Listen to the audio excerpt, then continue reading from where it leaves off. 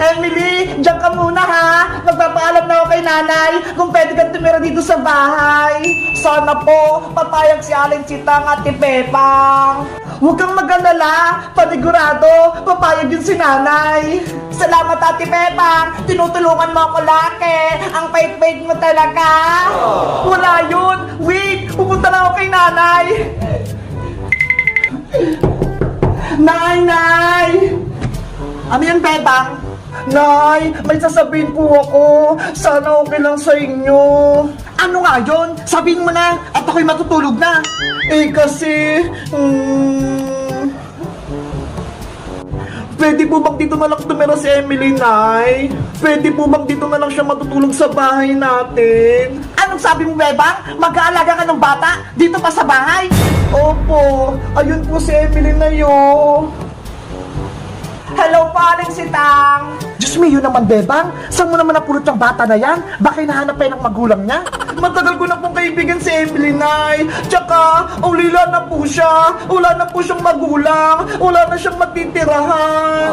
Bebang, hirap na hirap na tayo ngayon. Wala tayong pera. Wala tayong ipapakain kay Emily. Hindi natin siya kayang alagaan. Sa iba mo na lang siya ipaalaga. Pero, Nay, wala na pong mapupuntahan si Emily. Wala na siyang kamag-anak. Wala na po siyang nanay. Wala na rin po siyang tatay. Kaya kung pwede, gugupin na lang po natin si Emily. Hindi pwede, Bebang. Huwag mo akong bigyan ng problema. Yare, ayaw ata sa akin ni Aling Sitang.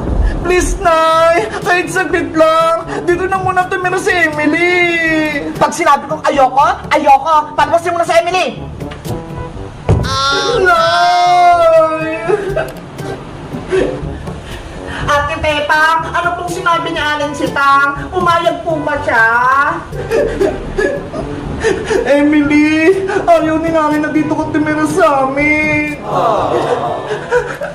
Sana ako matutulog, Ate Pepang. Nabahan na yung bahay namin. Huwag kang mag-alala, Emily. Hindi na pababayaan. May naisip akong paraan. Ano pong gagawin natin, Ate Bebang? Ayaw sa akin ni Aling Sitang. Kahit ayaw sa'yo ni nanay, dito pa rin kita patutulugin sa bahay. Eh paano po? Nakikita tayo ng nanay mo. Meron akong baybayin dun sa may taas. Dun kita patutulugin. Talaga, Ate Bebang? Tara, umakyat tayo para makita mo. Yay! Huwag kang maingi, Emily. Baka marinig ka ni nanay. Oopsie! Akyat na tayo.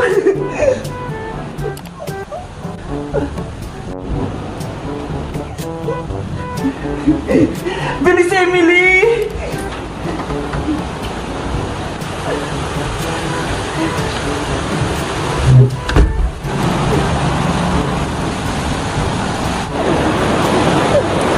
Ano kayang itsura ng tutulugan ko?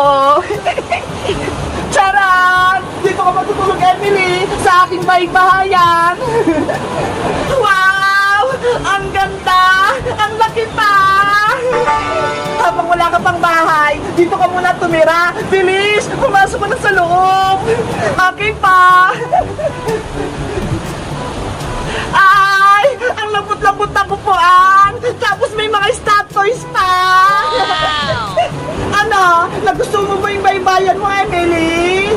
O, Pati Bebang! Ang ganda-ganda! Maluwag! Ang sarap-sarap matulog siguro dito! Pero, sikreto lang to. Huwag kang maingay para hindi tayo mabuking ni nanay. Sige po, Ate Bebang. Hindi po ako mag-ingay dito. Mamaya, dadalang kita ng pagkain. Diyan tayo maghahapunan. Yay! Mababaybayan kami, Ate Bebang. Ang saya-saya ko talaga. Anong ingay narinig ko sa taas? Bebang! Yari! Narinig ka ni nanay. Naku! Lagot! Bebang! Ang ginagawa mo sa taas? Nandiyan na po ako, Nay! Pababa na po ako! Emily, dyan ka lang, ha? Sana hindi kami mabuking nga ng Sitang.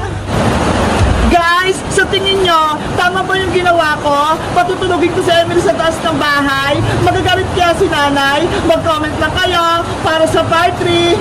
Bye-bye!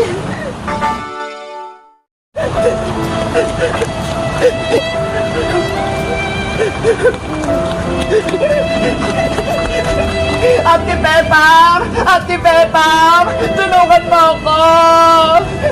Sino yun? Parang may tao sa labas! Ate Pepang! Buksan mo tong gate! Basang-basa na ako! Oh no! Ay! Si Emily! Nasa gate! Emily! Ate Pepang! Wait! Lalabas ako! Yahoo! Sa wakas! Nakita na ako ni Ate Pepang! Emily! Anong ginagawa mo din sa labas? Umuulan na! Ate Pepang! Tulungan mo ako! Huwag ka nang umiyak, Emily! Pumasok ka na dito sa loob! Tara! Pumasok tayo sa bahay namin!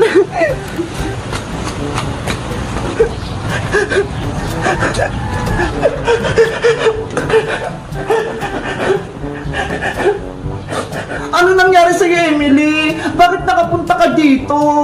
Kasi po, Ate Bebang, yung tinitira naming bahay, nabaha, naanod.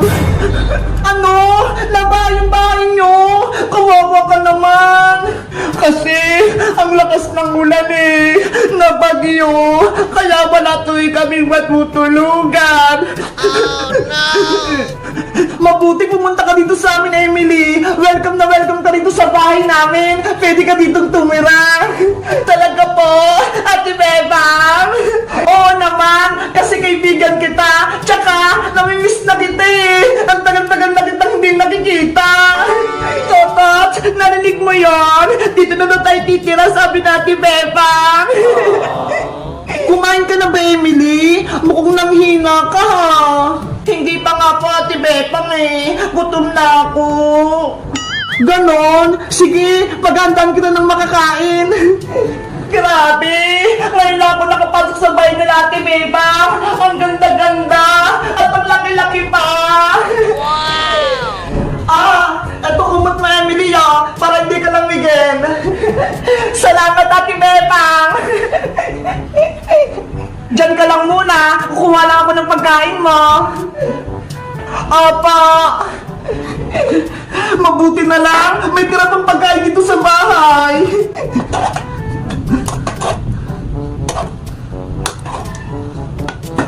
Ikaw, Tatat. Nilalamig ka rin ba? Emily, gusto mo rin ba ng gatas? Opo, gusto ko po ng gatas. Okay, pagtitimpla kita.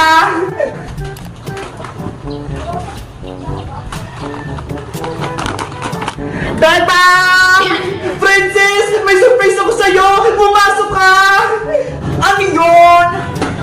Charan! Nandito sa bahay si Emily. Hello, Ate Princess. Emily, ikaw ba yan? Opo, Ate Princess. Ako po ta. Yay! Nandito si Emily. Kailan ka pa dumating? Kanina lang po. Nakita ko siya sa labas kanina. Basang-basa siya ng ulan.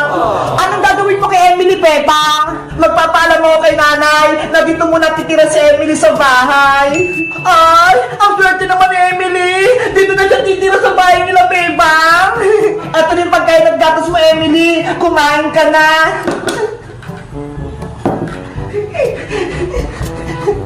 Totot, tara, kain na tayo. Ay, may pagkain! Bebang, ayuda pa yan! Para kay Emily lang to, Princess, kasi hindi pa siya kumakain. Ako din, Bebang, bigyan mo ako. Nabasa ako ng ulan eh. Bigyan mo din ako ng pagkain.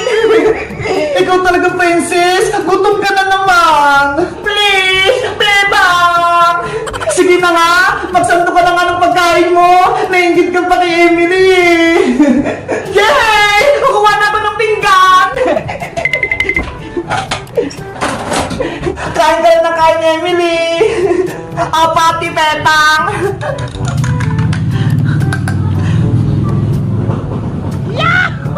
Guys, kilala niyo ba si Emily? Yung dati naming kaibigan? Sa tingin niyo guys, dito naman siya titira? Mag-comment lang kayo! Bye-bye! Hello guys! Tignan nyo ho! May bagyo pa rin! Hindi pa rin ako makalabas! Ang lakas ng ulan, hindi siya tumitila. Tignan nyo! Hindi ako makaligo ng ulan! Asa kaya sila Princess? Ang sabi nila maliligo kami! Hindi ko pa rin sila makita. 2 araw na. Guys, pasensya na kayo Hindi kami makapag-vlog kasi ang lakas ng ulan eh. May bagyo dito sa amin. Pero guys, kahit may bagyo, tignan nyo yung mga bata. Naglalaro sila, ayun Diyan sa may pinag-swimmingan ko. Mga naglalaro sila. Nagsiswimming sila. Gusto ko mag-swimming. Kaso pagagalitan ako ni nanay Guys, gusto ko nang tumila yung ulan. Gusto ko nang makapag-vlog kami. Para may mapanood na kayo. Kaso hindi ako makapag-vlog kami Kasi walang tigil tong ulan. Tignan nyo naman Palakas ng palakas. Ano ba naman yan? Asa kaya sila Princess?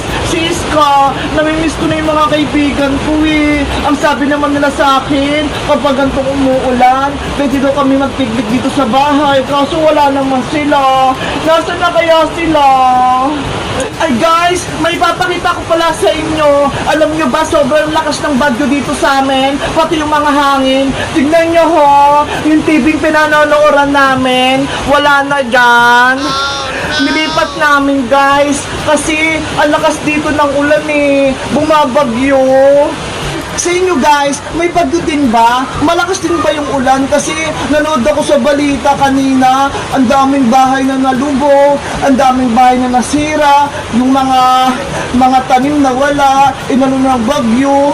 Kaya guys, ipag-pray nyo na mawala na yung bagyo at maging okay na sa lahat. Pati kayo mag-iingat kayo, huwag kayong lalabas sa inyo, huwag muna kayong gumalagala kasi uso yung sakit Huwag muna kayong palapas-labas sa inyo guys Kung wala naman kayo ginagawa o wala kayong pasok sa school nyo din katulad ko, mag-aral na lang kayo sa may YouTube, manood na lang kayo para malibang-libang kayo at wag kayong mapabusaway sa mama at papa nyo. Gantong dito lang kayo sa may bahay nyo. Ha guys, sige guys, dito muna ako sa may bahay maglalaro muna ako mag-isa habang inaantay ko silang Princess. Bye-bye! Mag-iingat kayo dito lagi, mag-iingat kayo dyan lagi sa inyo. Magpapakabait kayo sa mga tapa niya. Bye-bye! Ang galing pala guys ng mga bata Ayun sila Mga nagsuswimming. Nakikita nyo ba? Tututo ka.